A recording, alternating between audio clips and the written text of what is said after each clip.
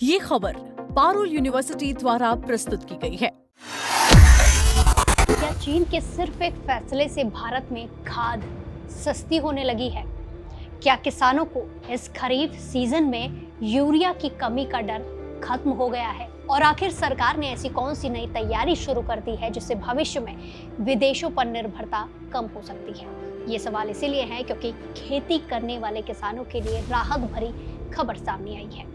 पिछले कुछ महीनों से खाद की बढ़ती कीमतें और सप्लाई को लेकर चिंता बनी हुई थी, लेकिन अब अंतर्राष्ट्रीय बाजार से ऐसी खबर सामने आई है जिसने भारत सरकार के साथ साथ करोड़ों किसानों को भी राहत दी है। वजह है चीन का एक बड़ा फैसला, जिसके बाद वैश्विक बाजार में यूरिया की कीमतों में भारी गिरावट देखने को मिली है। आखिर ये फैसला क्या है, इसका भारत पर कितना असर पड़ेगा और क्या किसानों को अब आसानी से यूरिया मिल पाएगी? चलिए पूरी जानकारी आपको बताते हैं। दरअसल अंतर्राष्ट्रीय बाजार में मई महीने के दौरान यूरिया की कीमतों में तेज बढ़ोतरी हुई थी। ऐसे भारत जैसे बड़े आयातक देशों की चिंता बढ़ गई थी, लेकिन जून में तस्वीर बदल गई। आंकड़ों के मुताबिक मई के मुकाबले जून में अंतर्राष्ट्रीय बाजार में यूरिया की कीमत करीब 40% तक गिर गई। जून में यूरिया का भाव करीब $572 प्रति टन दर्ज किया गया। हालांकि यहाँ एक बात समझना बेहद जरूरी है।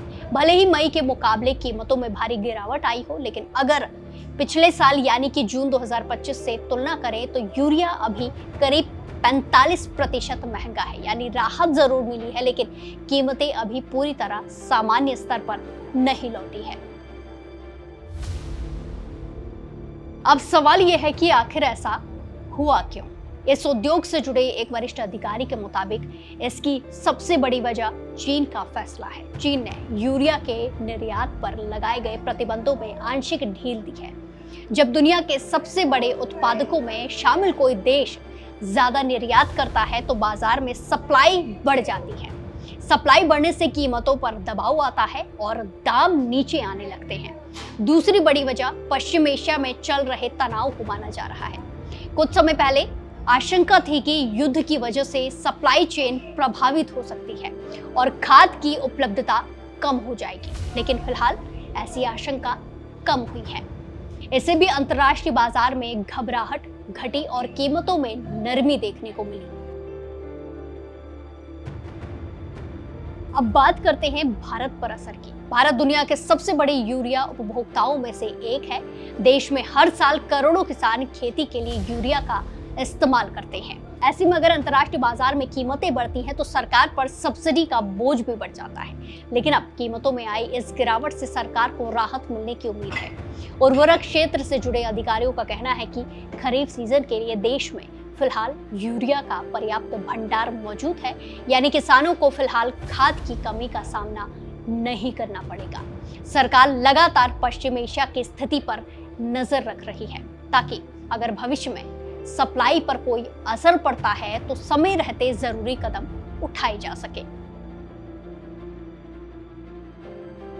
लेकिन तस्वीर का दूसरा पहलू भी समझना बेहद जरूरी है। यूरिया की कीमतों में राहत जरूर मिली है, लेकिन दूसरी कई खाद और कच्चे माल अभी भी महंगे बने हुए हैं। उर्वरक विभाग के जून बुलेटिन के मुताबिक डीएपी, पोटाश और फास्फोरिक एसिड की कीमतें पिछले साल के मुकाबले अभी भी ज्यादा हैं। सबसे ज्यादा बढ़ोतरी सल्फर में दर्ज की गई है, जिसकी कीमत करीब $1050 प्रति टन तक पहुंच गई है।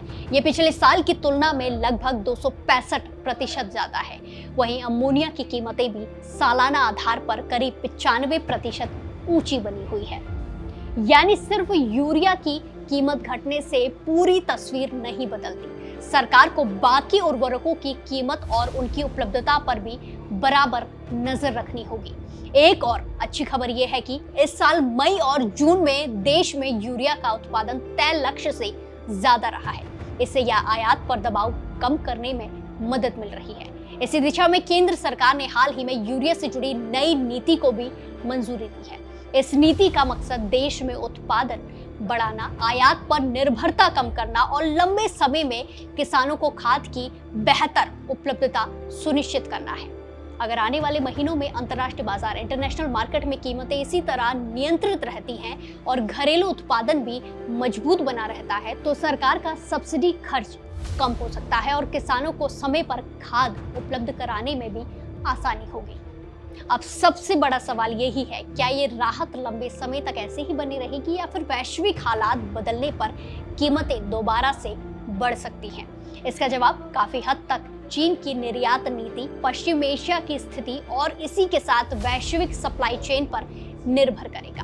फिलहाल किसानों के लिए अच्छी खबर यही है कि खरीफ सीजन में यूरिया की उपलब्धता को लेकर सरकार आश्वस्त है और अंतर्राष्ट्रीय बाजार से भी राहत के संकेत मिल रहे हैं। आपको क्या लगता है, क्या भारत को खाद के मामले में आयात पर निर्भरता और कम करनी चाहिए? अपनी राय कमेंट बॉक्स में जरूर बताएं और बाकी तमाम खबरों के लिए जुड़े रहिए दैनिक जागरण के साथ। नमस्कार।